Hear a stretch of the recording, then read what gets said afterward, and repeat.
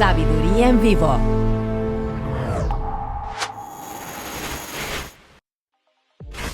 Cuatro cosas que no sabías de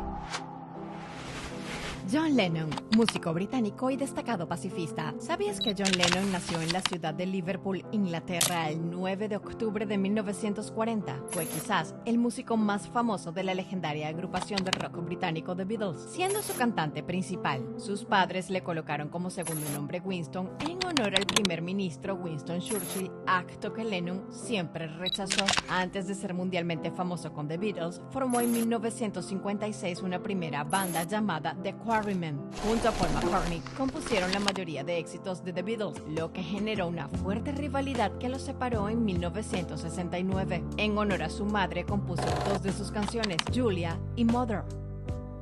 Estuvo casado con Cynthia Powell y Yoko Ono, teniendo con cada una un hijo varón. Fuera de la música, Lennon se convirtió en símbolo de activismo cultural, social y de la paz junto a Yoko Ono. Su más famosa canción Imagine se convirtió en un himno global por la paz y la hermandad durante la guerra de Vietnam. Fue asesinado por un fanático, Mark David Chapman, a la entrada de su residencia en la ciudad de Nueva York el 8 de diciembre de 1980. Cuatro cosas que no sabías de. Siga disfrutando de Sabiduría Popular. Conclusión de tema.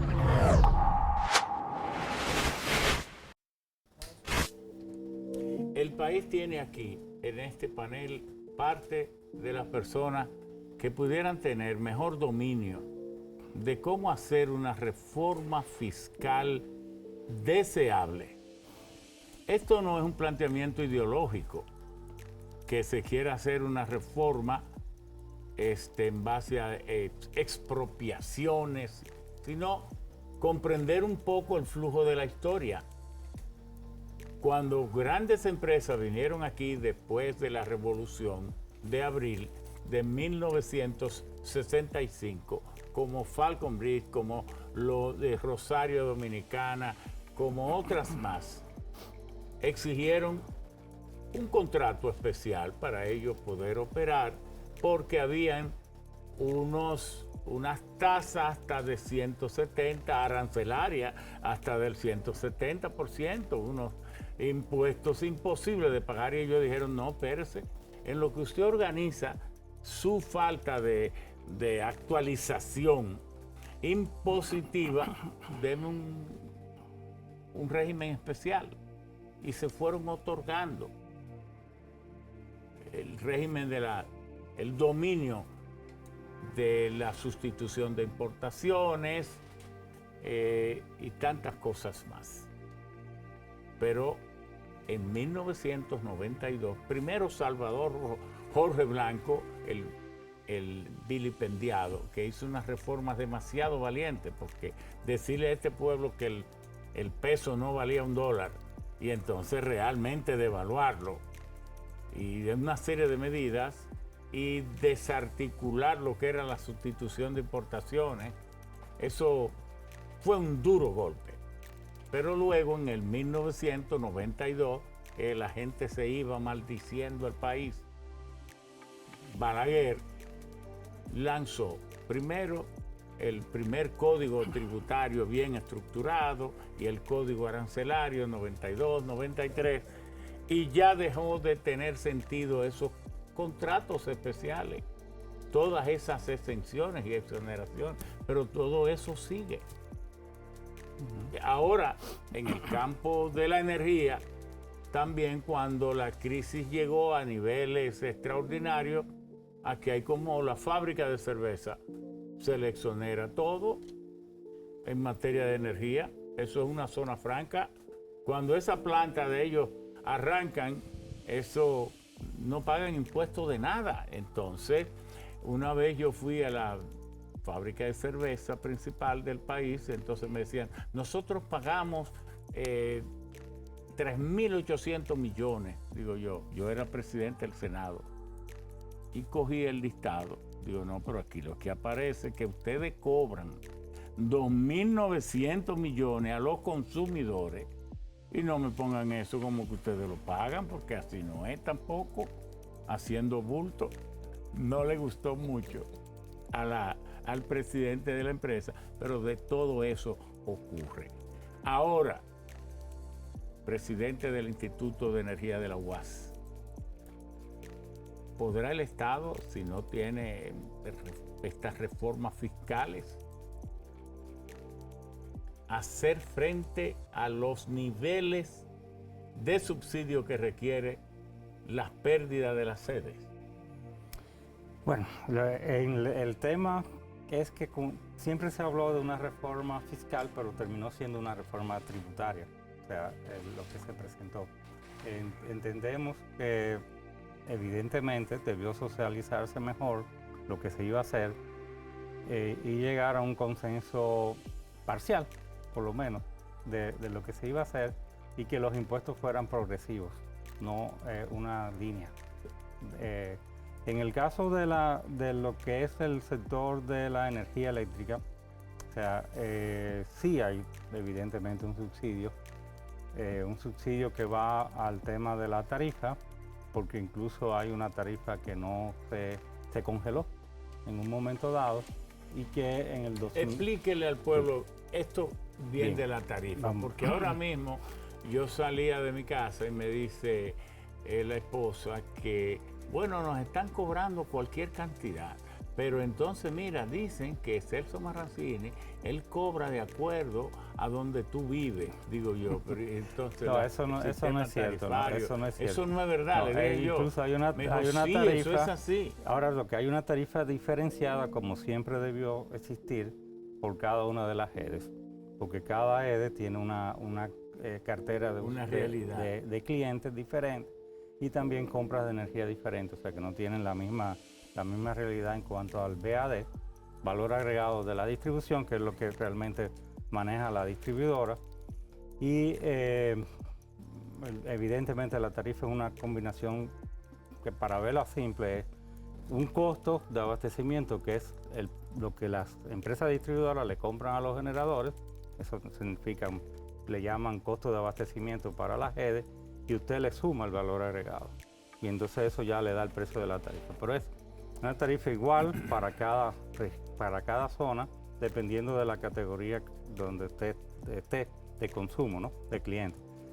La tarifa en baja tensión simple, que es la que generalmente usa más del 85% de los usuarios, o sea, en cuanto a términos de energía, en cuanto a cantidad es mucho más, en cuanto a número de usuarios, evidentemente que en esa tarifa hay unos subbloques y cada subbloque tiene un precio. Por eso muchas personas, cuando aumentan su consumo de energía y se pasan de un subbloque a otro, entonces dice que aumentó la tarifa, pero realmente no aumentó la tarifa. Lo que pasa es que cada subbloque tiene un precio. Esa es una tarifa que de alguna manera habrá que terminarla, o sea, de dejar de usarla en algún momento.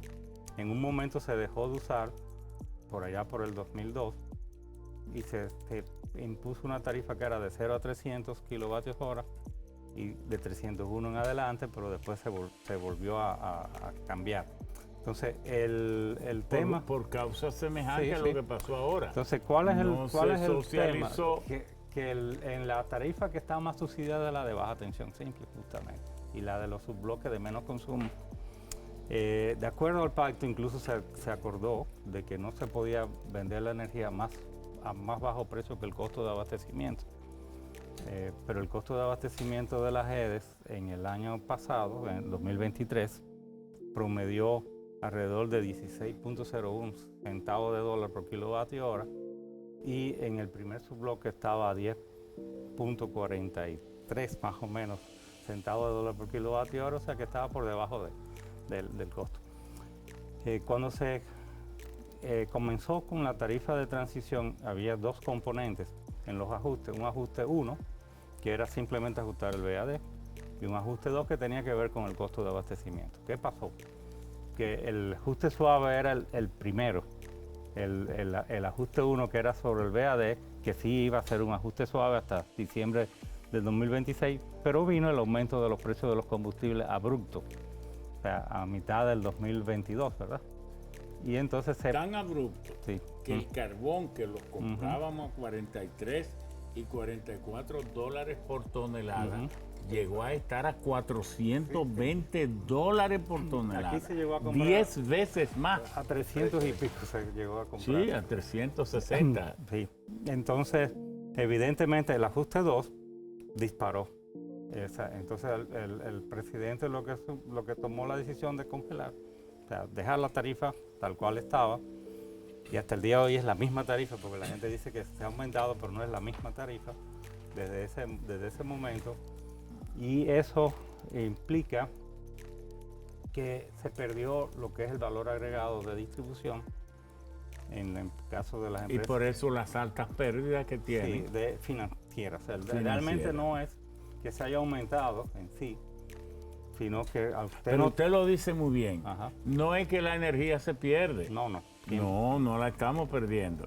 Es financieramente. Sí, exacto. De hecho, la política que se ha seguido es de dar lo más que se pueda. Es más, no se da más porque realmente las redes no dan para que se pueda dar más de ahí, y se abastece cuando las plantas principales están funcionando el 99% en EDENorte y en EDESUR. En EDESTE es otra cosa. EDESTE siempre tiene unos niveles de abastecimiento más bajos. Eso implica, evidentemente, que si usted no hace gestión de pérdidas, va a tener un aumento del déficit financiero de las redes. Pero esa es una parte. La parte principal es la pérdida del valor agregado de distribución. En el año 2023 fueron más de 450 millones de dólares, nada más que en eso.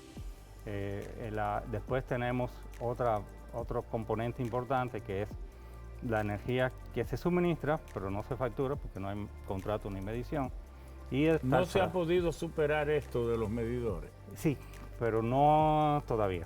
Todavía ya tal vez un proyecto que comenzaría a partir de enero del año que viene. Se han hecho, bueno, ahí lo que se ha tratado de estar haciendo es lo mismo, la evasión. Lo que se está tratando es de evitar grandes fraudes. Pero digamos la verdad al país, ¿no ha habido ahí mucha incompetencia en comprar esos medidores? Bueno, había primero un tema de, vamos a decir, hasta comercial, con el tema de los tipos de medidores que se están usando, las especificaciones. Y el otro tema es que a veces uno es un tipo de producto que usted puede decir, yo necesito 100,000, dame 100,000. Dame 100,000, eso Si no, no está en la ferretería. No, posiblemente se lo entreguen en partidas de unas cantidades menores, y usted lo que tiene que hacer es simplemente ajustarse a esa cantidad. El otro tema es si realmente esos son los tipos de medidores que debemos usar, o si se deben de usar otro tipo de medidores que sean más económicos. No tenemos tanto tiempo. ¿Cuánto tendrá que aportar el gobierno del presupuesto para cubrir esos déficits? ¿Cuáles son sus previsiones para el 2025? Está proyectado, creo que son como 83,000 millones de pesos o algo así. O sea, eso implica casi 1.500, 1.400. La cantidad del año 83,000 no, son como 1.300 sí, millones. 1.300. Sí. Se supone que va a haber mejorías en el transcurso del año que viene. Se están tomando una serie de medidas que deben dar fruto, sobre todo en esa parte que mencionaba, que es mucho más que lo que es la pérdida del valor agregado, porque esto significa casi 750 millones de dólares. A eso hay que agregarle 30,000 millones que se aprueban en el presupuesto, sí, que se le autoriza a las empresas distribuidoras a financiar. Ya. O sea, para cubrir parte del déficit. O sea, que el déficit termina en 1.600, 1.700. Exacto. Pero el tema es... Sí, para que podamos tener, y volvemos a José Luis, decano, ¿de qué hablaban ustedes en la UAS hoy? ¿Se puede saber? Bueno, en el Consejo Universitario, ¿verdad? Sí. El Consejo Universitario fue un consejo extraordinario, básicamente donde hay una serie de puntos, entrega de doctorado honoris causas. Cuestiones internas, académicas. Muy académicas. Ok. Entonces, lo que queremos de usted como decano y una de los economistas que está contribuyendo de manera más positiva a la educación del país, sumido en unos cambios conmovedores y con poco conocimiento para entenderlo. Entonces, fuego por abajo y fuego por arriba. Esta reforma fiscal deseable, pero de tanta dificultad para materializarla, ¿cuál es su visión? Mira, yo voy a partir, Ramón, de una propuesta que hizo la Facultad de Ciencias Económicas y Sociales bajo la consigna de menos evasión y más recaudación. Y la hicimos partiendo de que el sistema tributario en la República Dominicana tiene dos grandes falencias: el tema de la informalidad y el tema de la evasión. En el caso de la informalidad, ¿cuál fue la propuesta de nosotros? Ahí reside casi todo. Todo, porque tú observas, el Banco Central te hizo un estudio recientemente, este año, donde en un levantamiento de 477,000 establecimientos, 404,000 se declararon que eran pequeñas y medianas empresas, MIPYMES. Y de ese monto, el 85% básicamente son informales y el 14% son formales. Entonces tú dices, bueno, eso es una restricción muy grande que tiene un sistema tributario. Y entonces nosotros hicimos un estudio viendo cuáles países de América Latina y el Caribe tenían la tasa de informalidad más bajita. Y resulta que Uruguay tiene la tasa de informalidad más bajita. ¿Y cuál es? Uruguay. Digo yo, y un 22%. 22%. Oye bien. Cuando tú... que es un país de 3 millones de habitantes. No, no, pero oye bien, pero no importa. En Rusia lo que, es el 18 claro, y tiene 140. Aunque son 3 millones, pero tiene una cultura. Tasas impositivas en promedio mucho más altas que la República Dominicana. Claro. Ojo con eso. Repite eso, por favor. Tasas impositivas mucho más altas que la República Dominicana. Incluso un ITEVI mucho más alto su tasa. Pero además también, cuando tú analizas toda la estructura o la parte laboral, tienen algo muy parecido a la cesantía, una indemnización a los trabajadores. Y tú dices, pero ¿qué está ocurriendo aquí? ¿Verdad? Sin embargo, hay un punto interesante que fue lo que nos llamó la atención. Incluso consultamos a algunos economistas conocidos uruguayos. Ellos tienen lo que es el monotributo. ¿Cómo es? El monotributo, para reforzar un régimen simplificado de tributación. ¿Qué es el monotributo? Tú agarras, tú dices, mira, las microempresas de 1 a 10, o las pequeñas, o las medianas, usted va a pagar, va a ser un solo pago. Y ese único pago incorpora, igual que en Uruguay, la TSS, Infotec, todos los pagos que tiene que pagar una empresa. Y se lo han prorrateado en 3 o 4 pagos. No pagan anticipo, hacen una sola declaración anual, una sola, y en algunos casos se la eliminan y solamente le permiten un registro. Y nosotros hicimos ese planteamiento, pero también nos fuimos mucho más allá. Y dijimos, mira, a todas aquellas empresas que tuvieran en el monotributo. Tú lo que quieres decir es que Uruguay ha encontrado la forma de simplificar para que de la informalidad se pase a la formalidad. No podemos nosotros sencillamente pensar que vamos a simplificar un sistema tributario o a esos que están fuera del sistema, decirle, mira, ven, sobre la base del garrote. No, eso es un error. Porque América Latina tiene una presión tributaria de 26%. Sí, y nosotros un 14%. Un 14%. Entonces, ¿qué tú haces? Que nosotros también incorporamos. Vamos a incorporar al PROMIPYME como un mecanismo de un financiamiento permanente a todos aquellos que se establezcan en el monotributo. Pero además... Oye, qué interesante. Oye, bien. PROMIPYME, claro, y automáticamente. Y establecer para los monotributistas una ventanilla única. Tú puedes decir, ay, que la TCS uno, la Infotec otro, tú estableces una ventanilla única. Exacto. Nosotros fuimos incluso a la Dirección General de Impuestos Internos, hicimos ese planteamiento. Es más, me voy hasta más lejos. Ellos tienen y formularon un proyecto de monotributo. Pero, como no tenían ellos vamos a decir, el tema del liderazgo en esta reforma, sino que lo tenía un ministerio, parece que solamente... Bueno, no, porque ellos son parte de ese ministerio. Pero ahí solamente se asumió el tema de la eliminación del anticipo para los microempresarios, un 40% para las pequeñas empresas. ¿Y a dónde ustedes pensaban que podían llegar en reducir la informalidad con ese modelo? Bueno, esos temas y esas proyecciones son de mediano plazo. ¿Por qué? Porque eso es, oigan bien, más que un impacto recaudatorio, eso tiene un impacto en la formalización de las empresas. Es más, nosotros fuimos y se lo explicamos al ministro de Hacienda. Le dijimos, mire, más que un elemento recaudatorio, eso es lo que va a motivar la formalización. Y eso, de una forma u otra, tú no sabes hasta qué punto y en qué rapidez, eso te va a ti a incorporar y ampliar la base recaudatoria. Porque eso es un problema. Lo mismo que la evasión. Mira, datos oficiales. ¿Cuántas empresas aquí presentan pérdidas? Datos oficiales. 100.000 empresas todos los años. ¿De cuántas? Bueno, deben haber un universo de prácticamente, en términos de empresa, no sé, 500 y tanto.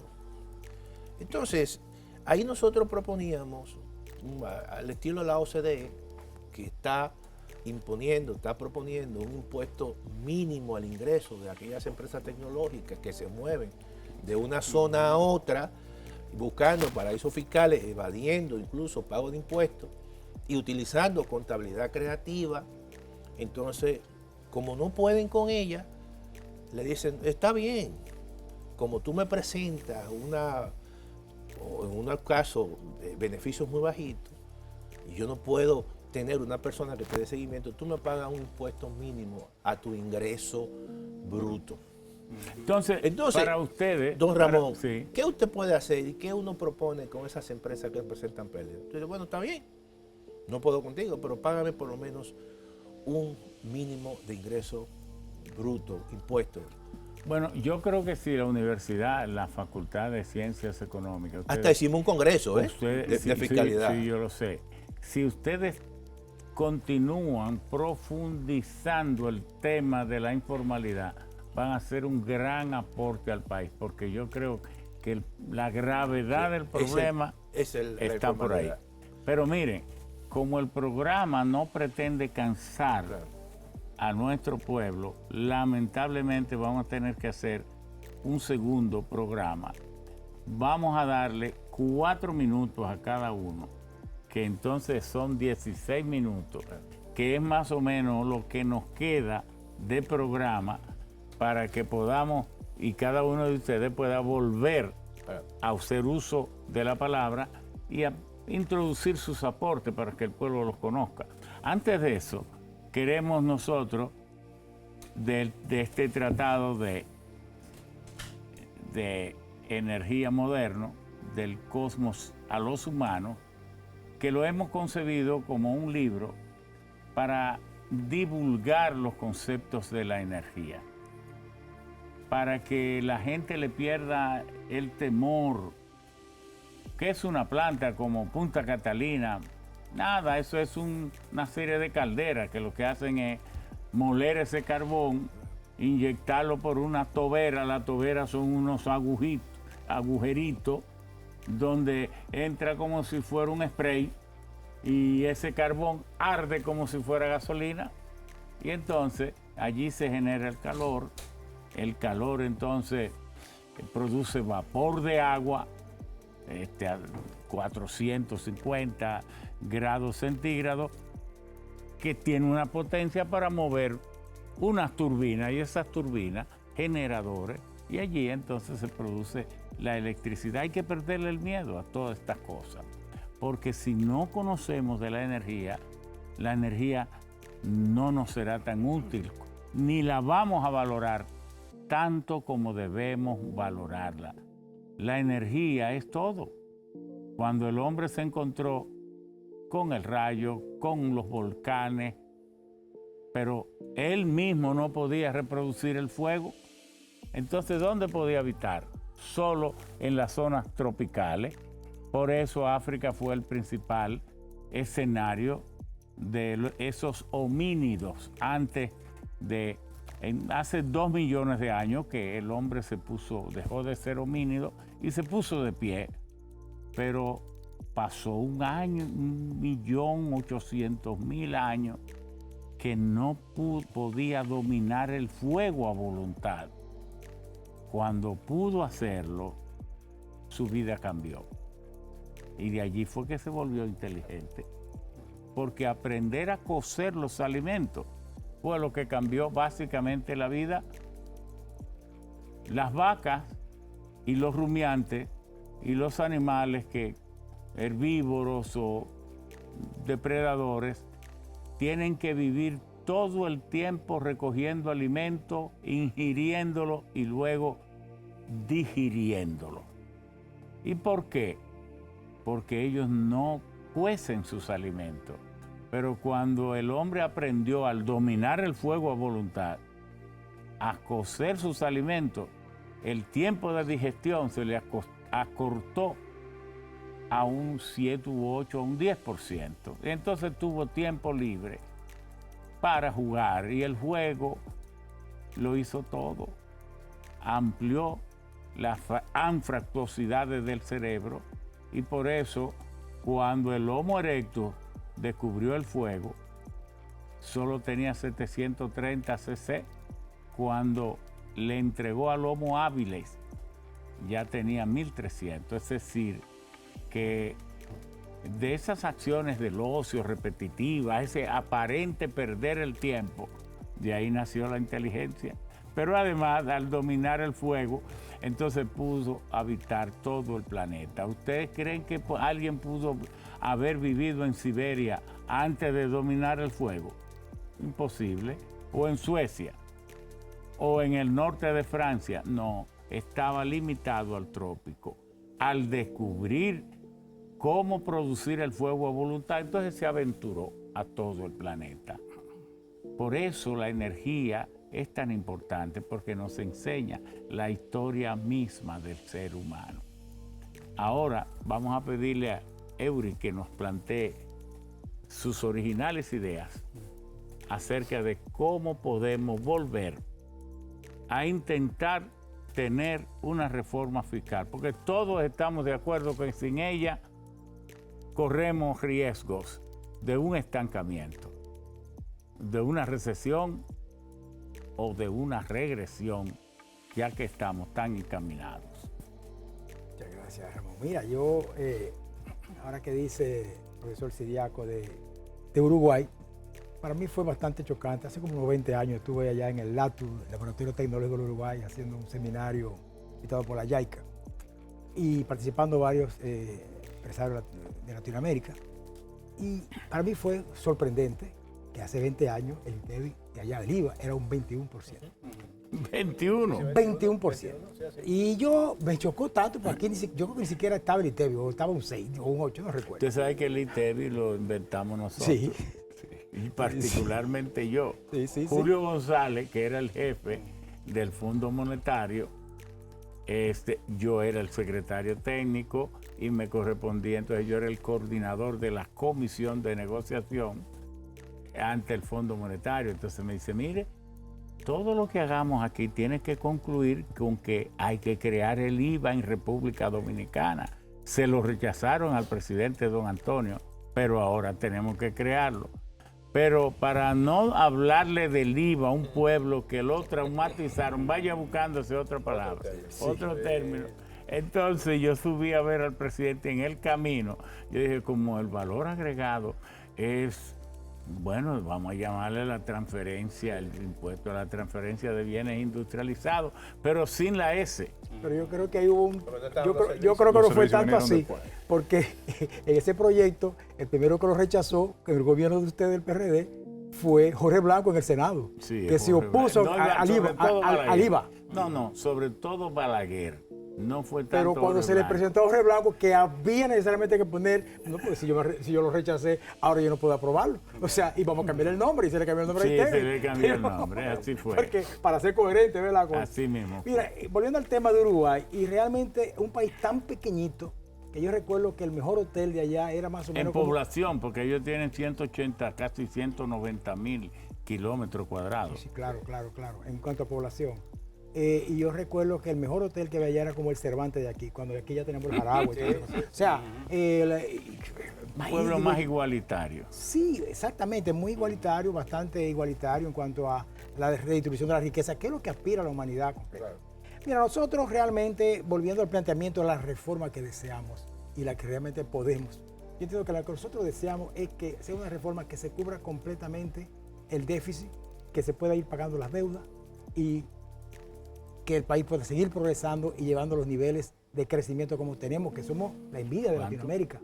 Realmente uno se siente orgulloso cuando uno dice que nosotros somos el país que más va a crecer en América, independientemente de las desigualdades que hayan. Entonces, yo creo que hay que abordarlo desde 3 puntos de vista de esta reforma. Lo primero es que todo el mundo tiene que pagar. Luego, sacando los que no pueden pagar, porque obviamente usted no le puede cobrar al que no puede pagar. Y eso sabemos cuáles sectores, y de hecho en esta no se afectaban tanto a ese primer quintil como ustedes saben, aunque sí, de alguna manera en otros productos sí le afectaba. Tenemos nosotros que asumir una responsabilidad, tanto los empresarios, yo me incluyo en ellos, en que tenemos que asumir la responsabilidad. Que todos vamos a querer que le recaiga la mayor carga al otro, porque eso es lo que ha pasado realmente ahora. No, a mí que me den un chance, mejor que le carguen la cuava Siriaco y a mí me da un chance. No, todos tenemos que pagar. Y el monotributo, independiente de que hay muchos economistas que no están de acuerdo. Impuestos cuyas exenciones y exoneraciones ya carezcan de sentido. Sí, vamos también a ese punto. El primer punto es que todos tenemos que pagar, que debe ser generalizado. Segundo, para tú bajar la evasión y la ilusión y sobre todo informalizar, tenemos que... Hay una canción de Sabina que a mí me gusta mucho, que se llama Noche de Boda. Y yo le saqué una estrofa, la cambié un poquito para que se entienda esto de la reforma. Que ser formal no salga tan caro y que los que evadan se mueran de miedo. Entonces, no es así que dice Noche de Boda, pero ya ustedes saben la estrofa, yo la cambié un poquito. Esa es por ahí que debe ir la reforma. Que no salga tan caro ser formal, para que se formalicen esos que están ahí. Que no sea tan caro ser formal para que el informal no tenga miedo de ser. Sí. No entienda que le conviene. Claro, y como decía, nosotros propusimos en Codopime cuando estuvimos como la presidencia la tuvimos con Luis Miura, se propuso continuamente el monotributo. Primero porque veíamos que era una de las mejores maneras. Muchos economistas de los más renombrados que aquí no están de acuerdo porque que no es tan fácil. Una visión muy fiscalista. Sí, pero nosotros investigamos y en 4 países ahora mismo de Latinoamérica, con sus fallas y sus mejoras, es viable. Además tenemos una ventaja. ¿Cuáles son esos? Uruguay. Chile, Argentina y me parece que Ecuador, pero no recuerdo. Argentina fue el primero. Cuando se inició, 2 años después, se incorporaron más de 2 millones. Pero ahí están los países más dinámicos. Y que nosotros tenemos ya la experiencia de los fallos que pudieran haber. Ya nosotros lo estamos viendo con esa experiencia de estos países. Claro. Entonces nosotros, el monotributo, para formalizar a más personas, que a través de Promipyme, que se le da el préstamo a cualquiera, una ama de casa, un salón, no, si usted le vamos a darte el salón o a su taller o lo que sea, pero primero que tiene que estar es en la DGI, con un monotributo. Claro. Eso debe ser un requisito. Y otra cosa. Con su TCS. Y le voy a decir otra que es la parte que no se ha hablado, que en compra y contrataciones públicas se cree una manera de que esas empresas sea fácil. Sea fácil, sí. ¿Para qué? Para que las compras vayan también dirigidas a eso que se van. Ya hay 2 incentivos. Acordémonos que tenemos una limitación de tiempo. Vamos a pedir al senador que nos... Bueno, para mí pienso que lo más importante es convocar un diálogo sobre el pacto fiscal. ¿Quién debe convocarlo? Bueno, hay un escenario que está planteado en la Constitución de la República, el Consejo Económico y Social, que tiene además una representación plural Hay más de 40, me parece, organizaciones empresariales que están representadas allí, las instituciones sociales o las asociaciones que representan a la sociedad, los gremios, las academias, es decir, y además un espacio que la Constitución, en ese Estado social y democrático de derecho, ha querido abrir para el diálogo y construir los consensos en torno a las grandes reformas, y esta evidentemente es uno de los 3 grandes pactos, el junto diálogo al de luce educativo y apagado eléctrico. porque le han quitado su funcionalidad o porque Es que eso depende de la voluntad haya política de bulla impulsarlo, es decir, interno dentro si- del CES. Bueno, pero que si el gobierno le da la importancia y genera la voluntad y los funcionarios van allí a discutir y realmente se establece el consenso de que allí se va a lograr algunos acuerdos mínimos, porque evidentemente, sobre todo en este tema de los impuestos, que por eso su palabra es imposición, no va a haber un acuerdo absoluto, pero por lo menos pienso yo que los temas de la evasión fiscal, los temas de las políticas de formalización, lo que tiene que ver con una revisión gradual de los incentivos, Es decir, porque los incentivos son importantes también. Para ti el tema de una nueva fiscalidad es un tema mayor de lo que se quiso hacer entender con estas reformas que iban a pasar muy rápido. No, para mí, Veo que para ti es algo que bastante complejo. no, lo que debería ser más simple. Digo, no en su concepción, aunque se simplifique con la intención. Claro, no, yo pienso que la reforma debe ir hacia la simplificación tributaria, pienso que hacia la unificación de las tasas de los impuestos más importantes, incluso soy de los que favorecen un incremento de la base tributaria, pero con una disminución de las tasas.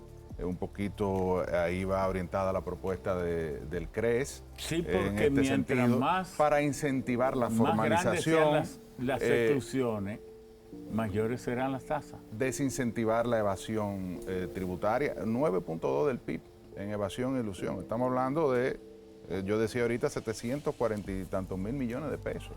Es decir, el gobierno pensaba buscar a través de estas medidas de corte tributario 122 mil millones de pesos. Estamos hablando que con 10 puntos en que se reduzca la evasión solamente del ITEVI, si usted logra ese objetivo tributario. 45, 50, 74 mil, sí.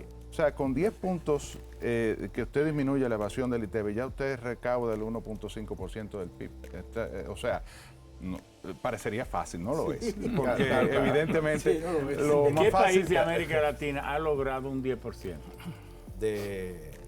No, incrementar en 10% la recaudación. La recaudación, Hoy en digo, día, ¿qué país la evasión del ITV está calculada en un 44%. Sí, Es llevarlo a 44. 34% la evasión. Sí. O sea, suena aquí- lógico, aunque difícil. Bueno, Ya. vamos a ver. Bueno, José realmente ¿Cómo para tú mí pudieras lo más recomendarle impor- al país de que debe ser manejado el sector eléctrico para reducir ese majón tan grande que representa esos 1.600 millones? Bien, pero primero, o sea, de lo que son los impuestos, los impuestos tienen que ser progresivos, no puede ser una tabla rasa. Entonces, de alguna manera también hay que tratar de que todo el mundo participe y que sea más fácil el tema de pagar impuestos, porque es complejo, ¿eh? O sea, para empresas pequeñas sobre todo. Y está el tema del anticipo, que se puso una vez y se quedó, ya, a partir de ahí. Pero en el tema eléctrico es muy sencillo, o sea, nosotros tenemos que de alguna manera recuperar lo que es el valor agregado de distribución de las empresas distribuidoras. Eso se logra de dos maneras: disminuyendo el costo de abastecimiento, que debería ser una política de bajar los costos de abastecimiento, porque los precios de la energía a que le venden los generadores a las empresas distribuidoras pueden bajar. O sea, ahí está muy Bueno, alto. ustedes hicieron Sí, un está- estudio donde se demostró que podían bajarse de 500 a 600 Exacto, millones. Exacto. Entonces lo otro Que es- le estamos pagando demasiado a los generadores Así y es. que eso Sobrecosto. no se está cuestionando. Eso no se ha cuestionado nunca, pero eso es uno de los temas. Pero está sobre el tapete, porque incluso hay algunos contratos que se vencen ahora en diciembre y la idea es que conseguir precios mucho más bajos a partir de enero. Entonces eso entra en la fórmula. Lo otro es que de alguna manera u otra va a tener que aumentarse la tarifa. Pero la tarifa, evidentemente, tiene que cubrir los costos. O sea, pero para que no sea tan alto el La aumento. tarifa la subió el calor, Sí, entonces. porque este calor aumentó la Bueno, porque tarifa. por eso la gente está consumiendo más. Incluso se ha batido récord de demanda abastecida. No es que sea la demanda en sí. Llegó como a 3.740 megavatios. O sea, Dentro de un mes, si baja la temperatura ahora en el están otoño, 3.500. en 3.500. O sea, Y cuando incluso venga diciembre, más o menos, un poquito menos, pues, 3.400. pero 2.700. por eso donde más problema de abastecer la demanda hay justamente de julio, agosto, septiembre. Antes ya en octubre bajaba, pero no está bajando la temperatura. Tenemos un verano prolongado. increíble, ¿verdad? sí. O sea, entonces, evidentemente que se queda el consumo alto. Incluso de madrugada, hay 3.500 megavatios a la 1, a las 2 de la madrugada. O sea, que es algo Sí, porque el insólito. pueblo tiene que saber, el pueblo debe saber, y tú lo sabes Ajá. más que nadie, que el principal consumo es por los acondicionadores Sí, de aire. eso representa casi el 65% de Sí, la y demanda esto, de una que vivienda. con los inverters. Pero y el otros tema es que hay que hacer una campaña para hacer ahorro de energía y eficiencia, porque la temperatura no hay que ponerla en 21 o en 20, Sí. hay que mantenerla en 24 y 25. 25. O sea, y entonces con eso usted se ahorra por cada grado un 5%. 5%. ¿Sí? Por ponen cada grado 18, que usted suba, si lo baja, se consume entonces un 5% más, y la gente entonces no se da cuenta de que no hay que abrigarse para dormir, Pero, claro. sino que simplemente una temperatura de 24 o de 25 grados con un inverter le da suficiente confort para no tener calor. Y entonces hay que hacer una campaña, que eso se lo hemos sugerido al Consejo Unificado de la GED, que la inicie, o sea, que trate con las mismas GED de que enseñe a la gente a ahorrar energía, para que evidentemente no se quejen tanto de que está cara, porque cara no está. Cara, por lo menos para la baja tensión simple. Siempre hemos dicho que la energía del sector industrial tiene que ser la más baja, pero lo que pasa es que aquí se subsidia esa baja tensión simple hasta con la de la media tensión industrial y la media tensión comercial, y la de industrial tiene que ser la más baja porque el industrial compite con el mundo. Pero ¿por qué se sigue subsidiando la baja tensión si existe el bono luz? Bueno, porque por eso es que hablábamos que la tarifa tiene que de alguna manera reajustarse para que solamente el subsidio sea para los que la necesitan. Porque el bono luz son sí, claro, cerca de 2.500, casi 3.000 millones. Sí, eso es Y para el- los que es- consumen menos es un de subsidio cruzado, me 200 imagino. kilovatios hora mes. Los primeros 100 kilovatios hora es el bono. Tú le das un equivalente en dinero para que puedan consumir 100 kilovatios hora mes, que muchas familias de Bueno, bajos los ingresos- 5 minutos porque no queremos Bueno. ir contra el reloj, que sí, implacable. Mira, lo primero que hay que pensar, Ramón, es que este país no está en crisis.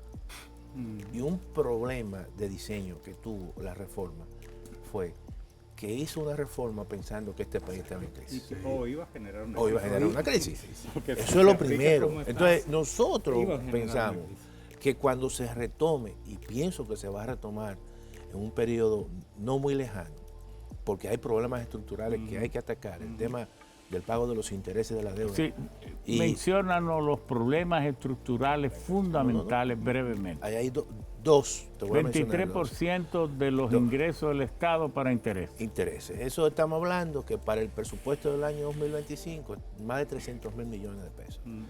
En intereses en solamente. intereses. El tema del sector eléctrico, que lo mencionó José Eso sí, Luis. el Banco Central. Sin el Banco Central. 140.000 millones más. Claro. No, pero estoy hablando de problemas muy fuertes, ¿no? Que le han quitado capacidad de inversión pública, porque la inversión pública ha caído incluso en muchos casos por debajo del 2% en una economía que requiere una inversión pública entre el 4 y 5% del PIB.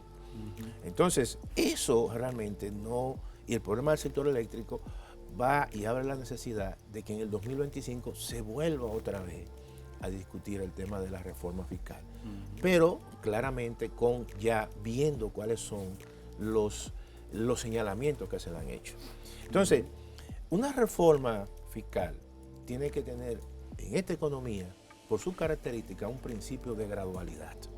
No podemos nosotros presentar una reforma de choque, porque una reforma de choque trajo lo que ha traído, obviamente, en esta reforma. Pero también no piensa que la reforma al Código Tributario, al Código de Trabajo, la reforma constitucional, yo creo que hubo, sin pensarlo, una electrocución. No, claro, muchas reformas. Sin embargo, fíjate lo fácil que pasó la reforma constitucional. Y la reforma constitucional... Porque ahí el presidente renuncia. Es una reforma tan atípica. Pero además que parece casi increíble. Tenía guiños también... No impacta directamente a la gente. Y tenía guiños de una racionalización al gasto público. Porque cuando tú planteas la eliminación de 53 diputados, cuando tú planteas la unificación de las elecciones, estás pensando más en lo económico que en cualquier otra cosa. Y hay que señalar lo siguiente. La reforma o la ley propuesta que se retiró, lo que se ha retirado es la parte de los impuestos.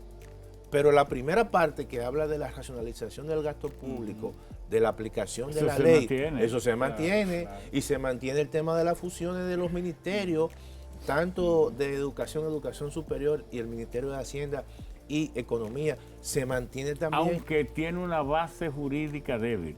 No. Porque existe una ley de ministerio que el presidente no puede cambiarla por un decreto. No, tiene que ir al Congreso. Entonces, él ha hecho una serie de cosas que tiene que robustecerla jurídicamente. Sin embargo, todavía eso no está consignado en el presupuesto de 2025. Cada ministerio tiene su presupuesto, tomando en consideración esas observaciones, incluso de carácter legales. Entonces, por eso yo digo que en el 2025 en algún momento se va a repensar y a pensar otra vez una reforma fiscal diferente, más consensuada. Ya hay puntos que sabemos que son cuidadosos. Mira, nosotros en la propuesta de la Facultad de Ciencias Económicas y Sociales dijimos, mira, hay 3 sectores que no se pueden tocar, que deben mantenerse con las exenciones. El tema de los alimentos, el tema de los medicamentos y el tema de la educación. ¿Tú sabes cuál fue el detonante de todo eso? El hecho de recortar las exenciones a los alimentos. Y las quejas que hubo ahí, y en términos mediáticos, en términos del imaginario de la gente, cuando tú le dices a la gente que la pica pica va a pagar, cuando tú dices a la gente que la habichuela va a pagar, cuando tú le dices que el salchichón, los embutidos van a pagar, entonces, o la avena va a pagar, la carne de res, eso generó cierto nivel de crispación, que aquellos sectores que recibían exenciones se montaron en esa ola y hicieron una labor mediática. Sí, exactamente. Pero tú te imaginas si eso se hubiese mantenido de manera exenta, no hubiese pasado, no hubiese ocurrido lo que ocurrió. Bueno, vamos a terminar el programa diciendo lo siguiente. Tenemos una sociedad que no está en crisis, porque no tenemos una recesión instalada, no tenemos un colapso, es más... La economía que va a crecer este año. 5%, pero además somos injustos. No hemos dicho que ese crecimiento no se debe tanto a lo que nosotros hagamos aquí. Es gracias a los 20,000 millones de dólares que nos envían por amor, solidaridad, los dominicanos de ultramar, que no son las remesas que llegan a 11 o a 12. Porque a la remesa usted tiene que agregarle los envíos en cajas, en tanque, en paquete, electrodomésticos usados y nuevos y automóviles usados y nuevos. Pero además de los 10 millones de turistas, 2 millones son étnicos, son dominicanos que vienen y para no buscarse problemas con Estados Unidos traen 9.999 con 99 centavos para no traer 10.000. Así mismo. Exacto, Así entonces es, así mismo es. vienen a invertir, pero y las transacciones y los SWIFT y todo esto, hemos hecho cálculos de que puede acercarse esas transferencias o contribuciones, esos regalos de los dominicanos del exterior, y así cualquier economía crece a un 5%. Si usted calcula esos 20.000, eso es el 5%, ese es el crecimiento. Eso es Y consumo. como eso es regalado, que no se necesita hacer una industria ni poner un restaurante porque están fuera. Bueno, por eso República Dominicana no está en crisis. No dejemos que caiga en crisis. Vamos a hacer la reforma deseable que todos sabemos que es imprescindible. Y muchas gracias.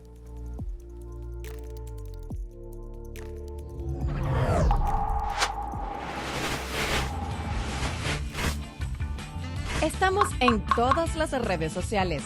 Síguenos en YouTube como Sabiduría Popular RD, Facebook Sabiduría Popular, Instagram Sabiduría Popular 7, Twitter o X Sabiduría Pop RD.